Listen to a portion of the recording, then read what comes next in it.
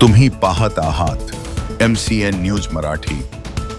दरवर्षीप्रमाणे यावर्षी सुद्धा स्त्री शिक्षणाचे प्रणेते, शिक्षण महर्षी, थोर समाज सुधारक महात्मा ज्योतिराव फुले यांच्या द्विशताब्दी वर्षानिमित्त जळगाव जामोद शहरामध्ये महात्मा फुले उत्सव समितीच्या वतीने विविध कार्यक्रमांचे आयोजन करण्यात आले होते। महात्मा फुले उत्सव समितीचे अध्यक्ष डॉक्टर सतीश शिरेकार यांच्या अध्यक्षतेखाली सकाळी 8 वाजता महात्मा फुले यांच्या पुतळ्यास पुष्पहार अर्पण करून अभिवादन करण्यात आलं। त्यानंतर शहरातून भव्य मोटारसायकल रॅलीचे आयोजन करण्यात आले होते। या रॅलीच्या मार्गावरील डॉक्टर बाबासाहेब आंबेडकर, छत्रपती शिवाजी महाराज यासह विविध महापुरुषांच्या प्रतिमांचे पूजन व पुष्पहार अर्पण करून अभिवादन करण्यात आले। तर संध्याकाळी महात्मा फुले यांच्या प्रतिमेची शहरातून भव्य शोभायात्रा काढण्यात आली।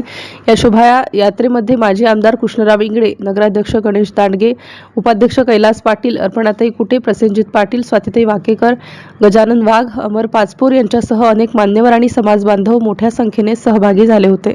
MCN न्यूज मराठीकरिता दिलीप इंगळे, जळगाव जामोद।